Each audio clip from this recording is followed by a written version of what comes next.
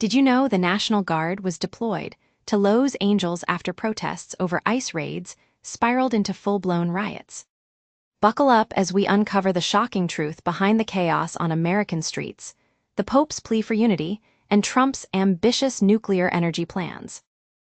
Tensions in Los Angeles reached a boiling point as protests against recent ICE raids escalated into violent riots.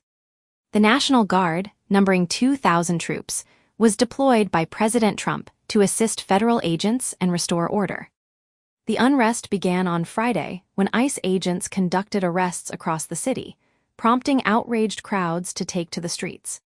By Saturday, the situation had devolved into a scene reminiscent of a disaster movie, with storefronts smashed, fires burning, and parts of LA in chaos. Military trucks rolled up to the Hall of Justice near City Hall, and troops were spotted in the hard-hit area of Paramount. Trump praised the Guard's intervention and slammed LA Mayor Karen Bass and Governor Gavin Newsom for losing control of the situation. According to Defense Secretary Pete Hegseth, the troops were sent immediately to support federal agents facing attacks. Do you support the deployment of the National Guard to quell the riots, or was it an overreaction? In a powerful Pentecost sermon before 70,000 people in Vatican City, Pope Leo XIV delivered a polite yet firm scolding to the world. Without naming names, he blasted fear, prejudice, and the exclusionary mindset behind modern nationalism, warning that building emotional or political walls will not bring peace. The Pope, formerly Robert Prevost of Chicago, urged the Church to break barriers between people and unite them across race and class. He also blamed social media for turning people into isolated, confused crowd followers, always connected but rarely communicating.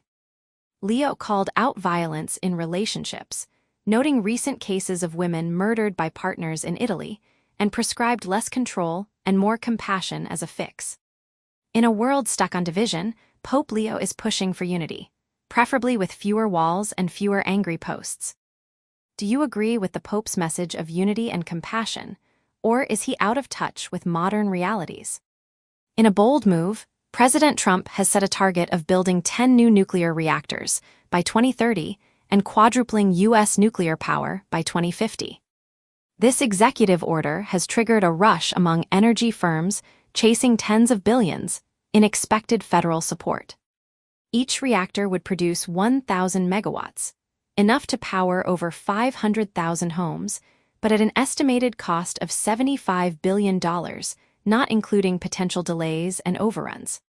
Westinghouse, a nuclear firm based in Pennsylvania, is leading the charge with its AP1000 reactor already approved and in operation in the U.S. and China. However, 2 recent builds in Georgia faced years of delays and double the initial cost, though Westinghouse claims those issues are behind them. Rivals are backing small modular reactors, SMRs, which promise cheaper builds and faster timelines.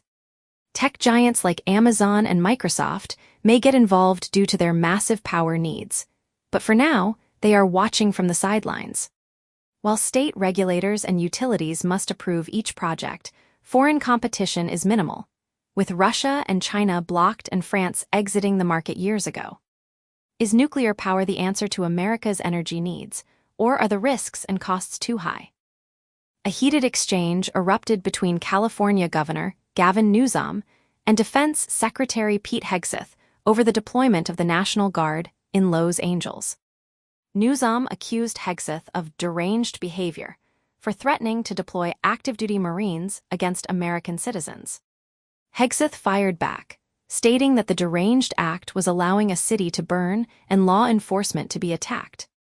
He emphasized zero tolerance for attacks on federal agents doing their job and affirmed that the National Guard and Marines, if needed, stand with ICE. Whose side are you on in this heated exchange between Newsom and Hegseth? In a bizarre and chaotic incident in Hanover-Randert, Germany, a 34-year-old man drove a flaming Mercedes to a gas pump, lit a cigarette, grabbed an axe, and marched into the store like he owned the place. At 9:35 p.m., employees called the police, who swarmed the scene with backup and a helicopter. The man smashed a patrol car window and threatened firefighters, prompting an officer to fire warning shots. He then locked himself inside the shop, leading to the deployment of Germany's elite police unit, the SEK, who ended the chaos by tasering him. According to reports, the man had been wanted for 2 days for domestic violence, and the burning car belonged to his ex-partner. Miraculously, no injuries were reported, just smoke, glass, and one very loud arrest. What could possibly drive someone to such extreme and dangerous behavior? A powerful magnitude 6.5 earthquake struck Colombia early today, with the epicenter located just about 100 miles east of the capital, Bogotá. The shallow depth of only 10 km amplified the shaking, rattling the capital and cities across central Colombia. Colombia's seismic hotspot, where the Nazca, Caribbean, and South American plates meet, is no stranger to strong quakes. Authorities are currently assessing the situation and the extent of any damage or casualties. According to reports from reliable sources like GFZ and Volcano Discovery, the quake's shallow depth likely exacerbated the tremors felt across the region. Have you ever experienced a strong earthquake, and how did you react?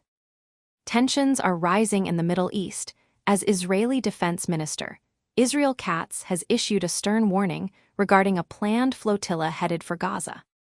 Katz stated that he has instructed the Israeli Defense Forces, IDF, to prevent the Madeleine flotilla, which he labeled a hate flotilla, from reaching the shores of Gaza by any means necessary. In a strongly worded statement, Katz addressed the flotilla's organizer, Greta, and her fellow Hamas propaganda spokespeople, telling them to turn back as they will not be allowed to reach Gaza. He emphasized that Israel will act against any attempt to break the blockade or assist terrorist organizations, whether at sea, in the air, or on land. Do you support Israel's stance on the flotilla, or is it an overreaction? In a scathing attack, Trump's border czar, Tom Homan, has labeled California Governor Gavin Newsom an embarrassment for the state. Homan accused Newsom of supporting sanctuary cities, which he claims turn California into a sanctuary for criminals. According to Homan, if Newsom truly cared about public safety in the state, he would not have policies that allow criminals to be released onto the streets every day.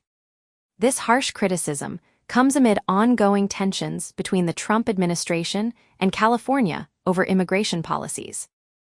Is Homan's criticism of Newsom justified, or is he exaggerating the issue? Tensions flared along the Thailand-Cambodia border, resulting in the death of a Cambodian soldier and prompting both countries to step back from what was starting to resemble a military sequel fueled by historical grievances. The clash occurred on May 28 in a disputed zone that neither country clearly owns. In response, Cambodia lost a soldier, and both sides rushed in reinforcements. Thailand then cut hours at 10 border crossings, including the busiest one in Sa Kaeo. However, in an effort to de-escalate the situation, Thai Defense Minister Phumtham Wechayach has stated that troops will return to agreed 2024 positions, and both sides will meet on June 14 to attempt a diplomatic resolution. Cambodia has expressed interest in bringing the case to the International Court of Justice, while Thailand prefers to handle it bilaterally. This border dispute is nothing new, as in 2011, both countries exchanged artillery near an ancient temple, resulting in further casualties. Despite the current prime ministers being the children of former allies, old maps continue to cause new problems. Should the International Court of Justice intervene in this border dispute, or should it be resolved bilaterally? The White House press secretary has called for ABC News to hold journalist Terry Moran accountable for a since-deleted post in which he went on a rampage against Stephen Miller and called President Trump a world-class hater. The press secretary labeled Moran's actions as unhinged and unacceptable, and stated that the White House has reached out to ABC to inquire about how they plan to address the situation. Should journalists be held accountable for personal attacks on public figures, or is it protected speech? A resolution meant to condemn a recent attack in Boulder, Colorado, where a man threw Molotov cocktails at a pro-Israel rally while yelling, "Free Palestine," has ignited a political firestorm in Congress. The resolution, introduced by Rep. Gabe Evans not only denounced the violence, but also labeled Free Palestine an anti-Semitic slogan that promotes the destruction of Israel, and praised ICE for protecting the homeland. This has put Democrats in a difficult position. Voting yes risks alienating pro-Palestinian and immigrant rights supporters, while voting no could be seen as excusing terrorism. Rep. Richie Torres argued that Free Palestine has come to signify the destruction of Israel as a Jewish state, rather than liberating Palestinians from oppression.